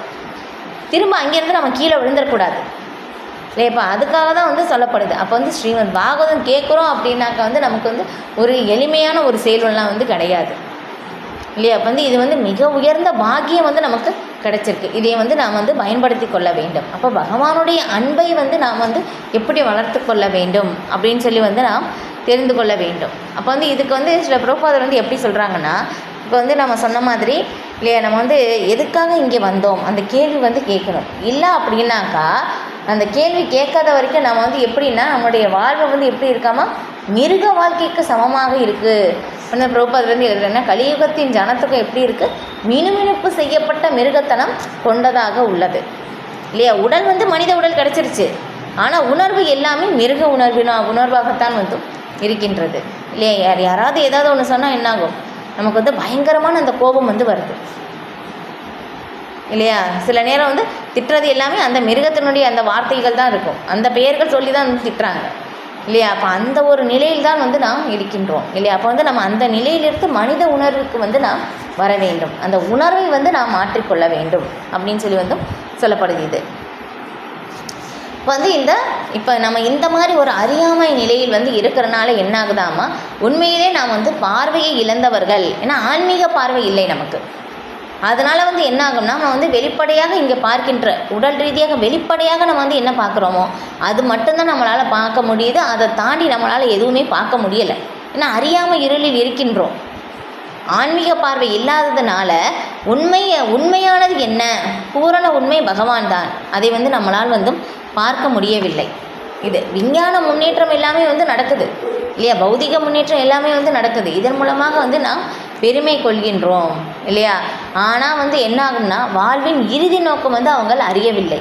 அடுத்த பிறவில் இந்த முன்னேற்றம் எல்லாமே நமக்கு இருக்குது, ஆனால் இறந்த பிறகு நமக்கு என்ன உடல் கிடைக்கும், மனித உடலா அப்படின்னு சொல்லி கேள்விக்குறியாக இருக்குது. மிருக வாழ்வு கூட கிடைக்கலாம் அப்படின்னு சொல்லி பிரபுபாதர் வந்து இங்கே எழுதுகிறாங்க. இப்போ வந்து நம்ம திரும்பி வந்து இங்கேருந்து போகும்போதும் அடுத்த பிறவிக்கு வந்து நம்ம திரும்பி பகவானிடம் செல்ல வேண்டும், திரும்பி நம்முடைய நிரந்த இருப்பிடமாகிய ஆன்மீக உலகிற்கு செல்ல வேண்டும் இல்லையா. பகவான் வந்து என்ன சொன்னாங்க, எத்கத்வா நான் நிவர்த்தந்தே தத்தாம பரமமாமா. யார் என்னுடைய உலகிற்கு வருகிறார்களோ திரும்பி வந்து இங்கே பௌதிக உலகத்திற்கு துன்பமயமான உலகிற்கு வர தேவையில்லைன்னு சொல்லிட்டாங்க இது. ஆனால் இந்த பௌதிக உலகத்தில் யார் பிறக்கிறார்களோ இறப்பது நிச்சயம், யார் இறக்கிறார்களோ பிறப்பது நிச்சயம். ஆனால் வந்து என்னுடைய உலகை அடைந்தவர்கள் யாரும் திரும்பி வருவது இல்லை, இங்கே திரும்பி வர வேணான்னு சொல்லிட்டாங்க இல்லையப்பா. அதை வந்து அதற்கான உறவை வந்து நாம் வளர்த்து கொள்ள வேண்டியது அவசியம். இது இப்போ வந்து ஒரு சின்ன உதாரணம் மட்டும் சொல்லிவிட்டு அடுத்தது பார்க்கலாம். என்னென்னா, இப்போ வந்து நம்ம வந்து ரோட்டில் ஒருத்தர் வந்து போயிட்டுருக்காங்க இல்லையா, நாம் வந்து சொல்லுவோம் இல்லையா, வந்து அங்கே யாரோ ஒரு நபர் வந்து போயிட்டுருக்காங்க, அவங்களுக்கு போய் வந்து நீ போய் சேவை செய்யி அப்படின்னு சொன்னோம்னா நம்ம வந்து என்ன சொல்லுவோம், யாருன்னே தெரியாது அவங்களுக்கு போய் வந்து நீங்கள் சேவை செய்ய சொல்கிறீங்க அப்படின்னு சொல்லிடுவோம் இல்லையா. நமக்கு வந்து யாருக்கு தெரியுமோ யார் பிடிக்குமோ அவங்களுக்கு தான் வந்து நம்ம சேவை செய்வோம். ஆனால் வந்து என்ன ஆகுனா, அந்த மாதிரி தான் வந்து பகவானுடைய உறவை வந்து நாம் மறந்துட்டோம். ஆனால் நம்முடைய நித்திய உறவு பகவான் தான் இல்லையா. அப்போ அந்த உறவு வந்து சில பிரபுபாதர் எப்படி சொல்கிறாங்கன்னா, இப்போ வந்து புதிதாக எதுவுமே வந்து சொல்லலை இல்லையா. ஆல்ரெடி நமக்கு எல்லாருக்குள்ளேயும் அந்த உறவு வந்து இருக்குது, ஆனால் அந்த உறவை வந்து மறந்துட்டோம். ஏன்னா பற்பல பிறவிகளாக, ஏன்னா பற்பல ஜென்மங்களாக, கோடான கோடி ஜென்மங்களாக வந்து இந்த 84 லட்சம் வகையான உயிரினங்களில் வந்து நம்ம திரும்ப திரும்ப வரும்போது நான் தான் இந்த உடல், நான் தான் இந்த உடல், நான் செய்வது எல்லாமே என்னுடையது, நான் எனது என்று அந்த ஒரு எண்ணம் தான் வந்து என்ன ஆகுதுன்னா நமக்கு இங்கே திரும்ப திரும்ப திரும்ப பற்பல உடல்களை வந்து எடுத்து நாம் இங்கே துன்பத்தில் வந்து சிக்கி கொண்டிருக்கிறோம். ஆனால் திரும்பி நம்ம அந்த உறவை வந்து நாம் வளர்த்து கொள்ள வேண்டியது அவசியம். பகவானுக்கும் நமக்கும் அந்த உறவு இல்லையா? கண்டிப்பாக அந்த உறவை வளர்த்து கொண்டால் மட்டும்தான் வந்து நமக்கு இந்த துன்பத்திலிருந்து வெளியேற முடியும். அப்போது தான் வந்து பகவானிடம் உறவை வளர்த்து கொள்ளும் போது தான் ஆன்மீக உலகிற்கு வந்து நாம் செல்ல முடியும். அதை பற்றி தான் வந்து பகவத்கீதை ஸ்ரீமத் பாகவதம் வந்து நமக்கு கற்பிக்கின்றது. அதனால தான் சொல்கிறது, கண்டிப்பாக பகவத்கீதையை வந்து படிக்கணும் அப்படின்னு சொல்லி, இல்லையா? வந்து ஒரு இங்கே பொறுத்தவரையில் எப்படி வந்து ஒரு புரிதல் எப்படி இருக்குன்னா, வந்து இந்த ஒரு பகவத்கீதை அப்படின்னு சொல்லும்போது ஒரு வயதானவங்க தான் படிக்கணும், ஏதோ ஒரு தவறான புரிதல் வந்து இங்கே இருக்குது. இந்த பிரபுபாதர் எப்படி எழுதுகிறாங்கன்னா, வந்து யார் ஒரு துறவி தான் படிக்கணும் இந்த மாதிரி சொல்லப்பட்டிருக்கு. ஆனால் வந்து பிரபுபாதர் ரொம்ப அழகாக வந்து விளக்கியிருக்காங்க. எப்படி அர்ஜுனன் வந்து ஒரு கிரகஸ்தன், ஒரு குடும்பஸ்தனாக தான் வந்து இருந்தார். அப்போ வந்து பகவான் வந்து உபதேசம் செய்யும் போதும் பகவானும் வந்து எப்படி ஒரு வந்து குடும்பஸ்தராக தான் இருந்தார். ஒரு குடும்பஸ்தர் இன்னொரு குடும்பஸ்தருக்கு தான் உபதேசம் செய்தார், இல்லையா? அப்போ வந்து நம்முடைய வாழ்க்கையை எப்படி அமைத்து கொள்ள வேண்டும் என்பதற்காகத்தான் பகவத்கீதை வந்து நமக்கு கொடுக்கப்பட்டிருக்கு. இது இல்லையா? வயதான பிறகு தான் படிக்கணும் அப்படின்னு சொல்லி வந்து கிடையாது. இது எல்லாருமே வந்து படிக்கணும். அப்போ தான் வந்து நம்ம இந்த துன்பத்திலிருந்து வெளியே வருவதற்கான வழி அதில் மட்டும்தான் இருக்குது. இப்போ இது வந்து பார்த்தோம்னா பகவான் கிருஷ்ணர் வந்து உத்தவரிடம் வந்து சொல்லும்போது எப்படி சொல்கிறாங்கன்னா, இது எல்லாருமே வந்து இங்கே பௌதிக உலகத்தில் வந்து நல்லா அனுபவப்பட்டு புரிந்தவங்க எப்படி சொல்லுவாங்கன்னா, இந்த உலகத்தில் வெறும் துன்பம் தாம்மா இருக்குது, வேறு எதுவுமே இல்லை அப்படின்னு சொல்லி உணர்வாங்க. ஆனால் இந்த துன்பத்திலிருந்து வெளியே வருவதற்கான வழி அவங்களுக்கு தெரியாது. அதை பற்றி தான் வந்து பேசுது ஸ்ரீமத் பாகவதம். துன்பத்திலிருந்து எப்படி வெளியே வருவதற்கான வழி என்ன அப்படின்னு சொல்லிட்டு இது இப்போ அதுதான் வந்து இங்கே சொல்லப்பட்டிருக்கு. அப்போ வந்து பகவானே வந்து இங்கே வருகின்றார், இல்லையா? அப்போ வந்து ஏன்னா பகவானுக்கு தெரியும் இங்கே வந்து ஜீவாத்மாக்கள் வந்து சந்தோஷமாக இருக்க முடியாதுன்னு சொல்லி தெரியும். அதனால் என்ன பண்ணுறாங்கன்னா, பகவான் ரொம்ப காரணியமாக எப்படி காரணமற்ற கருணை அப்படின்னு சொல்லப்படுது பகவான் இங்கே வருவது. ஏன்னா இப்போ வந்து நம்ம ஒரு இடத்துக்கு போகிறோம், இல்லையா? ஏதாவது ஒன்று செய்கிறோன்னா என்ன சொல்லுவோம், ஏதாவது காரணம் இருந்தால் தான் இப்போ வந்து பண்ணுவோம், இல்லையா? எந்த காரணத்துக்காக வந்திருக்க, எந்த காரணத்திற்காக செய்கிற அப்படின்னு சொல்லுவோம். ஆனால் பகவான் இங்கே வர்றது காரணமற்ற கருணை. பகவான் இங்கே வர்றதற்கான எந்த காரணமும் இல்லை. பகவான் இந்த 3 உலகங்களில் செய்யக்கூடிய எந்த வேலையும் இல்லை, எந்த கடமையும் இல்லை. ஆனால் பகவான் இங்கே வருகிறார், அதுதான் காரணமற்ற கருணை. ஏன்னா பகவான் வந்து அவருடைய காரணமற்ற கருணையை வந்து வீழ்ந்த ஆத்மாக்களிடம் வந்து பகவான் காட்டுகிறார். அதுக்காக பகவான் என்ன பண்ணுறாங்கன்னா, இங்கே திரும்ப திரும்ப அவதாரமாக வருகிறார், இல்லையா? வந்து அவதாரமாக வரும்போது எந்தெந்த ஜீவாத்மாக்கள் வந்து பகவானிடம் வந்து அட்ராக்ஷன் வந்து ஆச்சோ அந்த ஜீவாத்மாக்கள் எல்லாமே பகவான் வந்து அவதாரம் முடித்துட்டு போகும்போது பகவான் வந்து அவருடைய ஆன்மீக உலகிற்கு வந்து அழைத்து செல்கிறார். அப்போ வந்து மிச்சம் இருக்கிறவங்க என்ன பண்ணுறது, வந்து அவங்க என்ன பண்ணுறாங்கன்னா, பகவான் திரும்ப அவதாரம் வந்து வெவ்வேறு அவதாரமாக எடுக்கின்றார், இல்லையா? நம்ம வந்து பார்க்கும்போது அவதாரங்கள் அப்படின்னு சொல்லி பார்க்கும்போது 10 அவதாரம் வந்து நம்ம பார்க்குறோம், இல்லையா? ஜெயதேவ கோஸ்வாமி வந்து பாடலாக தசாவதார ஸ்தோத்திரம் அதில் வந்து எழுதியிருக்காங்க. ஆனால் வந்து ஸ்ரீமத் பாகவதத்தில் எப்படி சொல்லப்பட்டிருக்குன்னா, பகவானுடைய அவதாரங்கள் வந்து கடலின் அலைகளுடன் ஒப்பிடப்படுது, இல்லையா? கடலின் அலைகள் வந்து பார்த்தோம் எப்படி நிரந்தரமாக நித்தியமாக திரும்ப திரும்ப வந்துக்கிட்டே இருக்குது. அதே மாதிரி தான் பகவானுடைய அவதாரங்கள் வந்தும் கடலின் அலைகள் மாதிரி நித்தியமாக வந்து கொண்டே இருக்கின்றது. அந்தளவுக்கு அந்த அவதாரங்கள் எல்லாமே வந்து ஸ்ரீமத் பாகவதத்தில் வந்து விளக்கப்பட்டு இருக்கு. இது இப்போ இந்த மாதிரி வந்து பகவான் வந்து அவதாரமாக வர்றாங்க. அப்போ வந்து அவதாரம் முடிச்சுட்டு போகும்போது ஜீவாத்மாக்கள் வந்து யார் யார் வந்து பகவானிடம் வந்து கவரப்பட்டார்களோ போயிடுறாங்க பகவானிடம் வந்து ஆன்மீக உலகிற்கு. அப்போ மிச்சம் ஜீவாத்மாக்கள் இருக்கிறவங்களுக்கு திரும்ப பகவான் வந்து ஆச்சாரியர்களை அனுப்புகிறார். ராமானுஜாச்சாரியார், மத்வாச்சாரியார், தேவத்திரு ஆச்சா, பக்தி வேதாந்த சுவாமி, சில பிரபுபாதர் அப்படின்னு சொல்லி இந்த மாதிரி ஆச்சாரியர்கள் எல்லாமே வந்து அனுப்புகிறார். அதுக்கப்புறம் வந்து ஸ்ரீமத் பாகவதம், பகவத்கீதை அப்படின்னு சொல்லி இந்த கிரந்தங்களை எல்லாமே பகவான் வந்து விட்டு செல்கிறார். இது எல்லாமே ஏன்னா கண்டிப்பாக தெரியும், ஒரு ஜீவாத்மா வந்து ஒரு கட்டத்தில் வந்து புரிந்து கொள்ளும் இங்கே துன்பம்தான் இருக்குது அப்படின்னு சொல்லி தெரிந்து என்ன பண்ணுவாங்கன்னா, திரும்பி பகவானிடம் கவனத்தை செலுத்துவார். ஏன்னா துன்பம் அதிகமாக வரும்போது தான் என்ன பண்ணுவாங்கன்னா, கடவுளை வந்து நினைப்பாங்க, இல்லையா? அப்போ அதுக்காக தான் பகவான் வந்து துன்பமே கொடுக்கின்றார், இல்லையா? அப்போ வந்து ஒரு கட்டத்தில் பகவானிடம் நம்மளுடைய இந்த ஜீவாத்மா வந்து கவனத்தை திருப்பும். அப்போ வந்து திரும்பி பகவானிட போகணும், இல்லையா? அப்போ வந்து போகிறதுக்கான ஏற்பாடு நமக்கு தெரிஞ்சால் தான் போக முடியும் அந்த வழி. இப்போ அந்த வழியை எல்லாமே வந்து பகவான் வந்து கொடுத்துட்டாங்க. இப்போ ஸ்ரீமத் பாகவதம், பகவத்கீதை இந்த கிரந்தங்களை எல்லாமே வந்து பகவான் விட்டு செல்கிறார். இதில் பார்க்கும்போது என்னென்னா, இந்த பிரபஞ்சத்தின் முதல் உயிர்வாளி யார் அப்படின்னாக்கா பிரம்மா, இல்லை? இப்போ வந்து நம்மளை வந்து யார் படைத்தாங்க அப்படின்னு சொல்லும்போது பிரம்மா தான் சிருஷ்டிக்கிறார் அப்படின்னு சொல்லி நம்ம தெரியும், இல்லையா? பார்க்குறோம். எப்போ பிரம்மா தான் நம்ம வந்து படைக்கின்றார். அப்போ வந்து பிரம்மா எப்படி வந்து வந்தார்? அப்போ பகவானுடைய இதை வந்து எப்படி சொல்லுவாங்கன்னா பிரம்மா வந்து சுயம்பு அப்படின்னு சொல்லுவாங்க. ஏன்னா வந்து பிரம்மா வந்து பகவானுடைய நாபிக் கமனத்தின் மூலம் சுயம்புவாக பிறந்தவர் இல்லையா. இந்த பிரபஞ்சத்தில் வந்து முதல் உயிர்வாளி பார்த்தோம்னா பிரம்மா மட்டும்தான் இருக்காங்க. சுற்றியில் வந்து வேறு யாருமே இல்லை.